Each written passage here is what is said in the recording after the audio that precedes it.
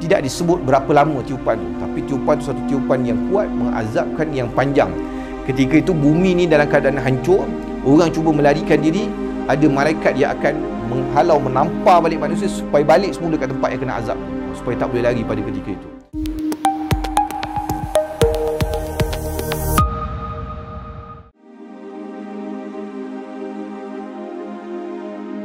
Firman Allah Ta'ala, wa yawma yunfakhu fis suri fafazi'a man fis samawati wa man fil ardi illa man syaa Allah wa kullun atawhu dakhirin wa taral jibala tahsabuha jaminatan wa hiya tamurru marra as-sahab sun'allahi alladhi atqana kulla shay' innahu khabirun bima taf'alun. Dan ingatlah hari ketika ditiup sangkakala, maka terkejutlah segala makhluk yang ada di langit dan yang ada di bumi, kecuali siapa yang dikehendaki oleh Allah Subhanahu wa Ta'ala, dan mereka semua datang menghadapnya dengan merendah diri, dan kamu lihat gunung-gunung itu, kamu sangka mereka tetap di tempatnya padahal mereka berjalan bagaikan awan. Begitulah perbuatan Allah Subhanahu wa Ta'ala, membuat setiap sesuatu dengan kukuh. Sesungguhnya Allah Maha mengetahui apa yang kamu kerjakan. Baik, dalam ayat ni Allah Subhanahu wa Ta'ala sebut tentang bila berlaku tiupan sangkakala tu, semua manusia akan terkejut dan tinggalkan semua benda yang dia buat.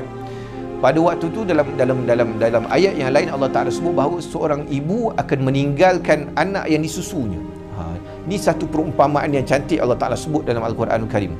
Kerana tidak ada seorang yang mengasihi seorang lain lebih daripada ibu yang mengasihi anak dia, apatah lagi anak yang disusukan, tengah kecil lagi. Pada waktu itu Allah Ta'ala sebut manusia ni akan, ibu yang sedang menyusukan anak dia pun akan tinggalkan anak dia pada waktu tersebut untuk selamatkan diri dia pada ketika itu. Kerana kedahsyatan hari itu, orang semua fikir nak selamatkan diri masing-masing. Bahkan kita pun tuan-tuan, kalau berlaku katalah bencana kat sini, belum kiamat lagi pun mungkin kita akan selamatkan diri kita dulu. Belum akan jadi orang lain kan. Belum jadi orang lain. Kita tak akan fikir orang lain pada ketika itu. Apatah lagi pada waktu ditiup sangkakala itu tadi. Maka ketika ditiup sangkakala itu tadi, ditiup dengan satu tiupan yang panjang. Wa ma yanzuru haula'i illa sayhatan wahidatan ma laha min fawaq. Tidak ada yang mereka tunggu-tunggu melainkan satu teriakan saya yang tidak ada saat berselang padanya. Pada waktu tu tiupan ni tidak disebut berapa lama tiupan tu, tapi tiupan tu satu tiupan yang kuat, mengazabkan yang panjang. Ketika itu bumi ni dalam keadaan hancur, orang cuba melarikan diri, ada malaikat yang akan menghalau, menampar balik manusia supaya balik semula kat tempat yang kena azab tu, supaya tak boleh lari pada ketika itu. Maka lepas daripada tu hancurlah bumi ni disebabkan oleh tiupan yang pertama. Bukan saja bumi, bahkan seluruh alam ni hancur kerana tiupan yang pertama ni tadi. Maka selepas daripada itu Allah Subhanahu wa Ta'ala memerintahkan malaikat Israfil untuk meniup sangkakala yang kedua. Yang tiupan ini adalah tiupan yang mematikan semua makhluk, malaikat, jin, binatang-binatang, manusia masih terselamat lagi pada waktu itu, semua sekali akan mati serentak. Kemudian selepas daripada itu Allah Subhanahu wa Ta'ala, termasuk juga yang mati adalah malaikat Israfil sendiri.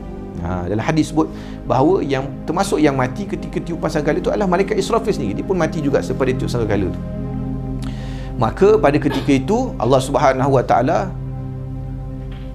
malaikat Israel datang berjumpa dengan Allah Subhanahu wa Ta'ala pada ketika itu. Malaikat Israel adalah malaikat mencabut nyawa kan, kerja suka mencabut nyawa. Allah Subhanahu wa Ta'ala tanya kepada malaikat Israel, walaupun Allah Subhanahu wa Ta'ala sebenarnya tahu siapa yang masih hidup, siapa yang telah mati. Itu dalam pengetahuan Allah Subhanahu wa Ta'ala yang Maha mengetahui. Tapi Allah Ta'ala tanya pada malaikat Israel, siapa lagi yang hidup? Sebut bahawa engkau Tuhanku, ya Allah, engkau hidup. Kemudian aku, kemudian malaikat Jibril, malaikat Mikail, dan juga malaikat yang menanggung arasy Allah Subhanahu wa Ta'ala. Ni je yang masih hidup lagi. Kemudian Allah Ta'ala kata, pergi cabut nyawa malaikat Jibril dan juga Mikail. Dalam hadis sebut, hingga kan arasy Allah Subhanahu wa Ta'ala tu boleh berkata-kata. Waktu juga arasy Allah Subhanahu wa Ta'ala dia adalah makhluk. Kita tak tahu macam mana bentuk dan rupa dia, keadaan dia. Nanti kita semua akan tengok di pada mahsyar nanti, kerana arasy-Nya Allah Ta'ala akan bawa di pada mahsyar nanti. Arasy Allah Subhanahu wa Ta'ala sebut, dia kata, ini disebutlah hadis, dia kata Jibril dengan Mikail pun mati. Yalah, Jibril, Mikail, dia tetap makhluk, dia kena mati. Allah Ta'ala kata dia kena mati. Maka malaikat Israel mencabut nyawa malaikat Jibril dan juga Mikail pada ketika itu. Kemudian Allah SWT tanya lagi, siapa lagi yang hidup? Israel kata, aku, malaikat malaikat yang menanggung arasy Allah Subhanahu wa Ta'ala, empat orang ni, dan juga engkau wahai Tuhanku. Malaikat Israel kata, Allah Ta'ala kata, malaikat Israel, kamu pergi cabut nyawa malaikat yang menanggung arasy ni. Maka dicabut malaikat yang menanggung arasy Allah Subhanahu Wa Ta'ala. Arasy ni dia boleh berdiri dengan sendirinya. Kemudian Allah Subhanahu Wa Ta'ala suruh selesai daripada dicabut nyawa malaikat Israel tadi, maka Allah Subhanahu Wa Ta'ala suruh malaikat Israel cabut nyawa di segala sekali. Maka pada ketika itu tidak ada lagi yang hidup, tak ada lagi, semua makhluk dah telah mati, termasuk arasy masa dia mati jugalah, maknanya semua makhluk telah mati. Hanya yang hidup pada ketika itu adalah Allah Subhanahu Wa Ta'ala. Dan Allah Subhanahu Wa Ta'ala sebut selepas daripada semua yang hidup ni mati kecuali Allah Subhanahu Wa Ta'ala, kerana Allah, kita belajar tauhid, dia apa? Hayyun la yamut, hidup dan tidak mati. Dia tidak ada permulaan, dia tidak ada penamat, dia hidup dan tidak mati. Kalau kita ni, dia ada makhluk yang Allah Ta'ala cipta, dia umur panjang ada, tapi dia akan mati. Malaikat umur panjang, iblis umur panjang, tapi dia akan mati. Jin umur panjang. Siapa lagi umur panjang? Ya'juj Ma'juj umur panjang. Dajjal umur panjang sejak zaman, dia kata zaman Nabi Musa, dia kata sejak zaman Nabi Sulaiman AS sampai ke hari ini dia masih ada lagi. Nabi Isa AS diangkat oleh Allah Subhanahu Wa Ta'ala lebih kurang 600 tahun sebelum kelahiran Nabi SAW. Sampai sekarang dia akan ada, dan sampai waktu dia akan turun semula, tapi dia akan dimatikan oleh Allah Subhanahu Wa Ta'ala. Tapi Allah ini yang membezakan di antara makhluk dengan Khaliq, tukang cipta. Allah Ta'ala tukang cipta, dia hayyun la yamut, dia hidup dan tidak mati. Dia hidup dan tidak mati, dia tidak ada permulaan dan tidak ada penamat. Maka selepas semua makhluk ini dimatikan oleh Allah Subhanahu Wa Ta'ala, pada waktu itu Allah Ta'ala sebut bahawa akulah yang maha berkuasa. Kemudian Allah Subhanahu Wa Ta'ala berfirman sebanyak 3 kali, limanil mulku yaum, limanil mulkul yaum, milik siapa kerajaan hari ini. Siapa yang betul-betul berkuasa pada hari ini.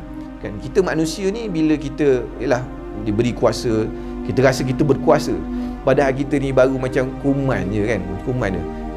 Tengok perbandingan di antara matahari dengan bumi, cukup dah. Matahari tu dengan bumi tu, alahai, kecil sangat. Dia macam botol dengan tudung botol tu perbezaan dia kan. Botol air, kita minum mineral tu, botol air tu jadi matahari. Bumi ni macam tutup mineral tu je, kecil saja bumi ni. Itu pun bumi ni, kita duduk dalam tu lagi kecil dalam tu kan. Kita macam tak ada apa-apa pun. Macam hama debu je sebenarnya. Itu pun kita nak sombong kadang-kadang. Maka Allah Ta'ala kata siapa yang sebenarnya berkuasa pada hari limanil mulkul yaum. Dan sebab itulah kan, tok nenek kita dulu orang Melayu lama-lama ni kira alim juga. Dia letakkan gelaran pada raja-raja dan sultan, Duli yang Maha Mulia kan. Duli yang Maha Mulia, Seri Paduka Baginda membawa sambah. Apa maksud Duli yang Maha Mulia? Duli ni kan maksud dia kuman kan, macam debu kan. Debu kepada yang Maha Mulia Allah Ta'ala. Betul lah tu. Maknanya kita ni walaupun gelaran hujung dia tu Raja, Seri Paduka Baginda sebagainya, tapi dimulakan dengan sebenarnya semua tu adalah debu sahaja di sisi Allah Subhanahu Ta'ala. Tu betul tu. Tok nenek kita sebut betul tu.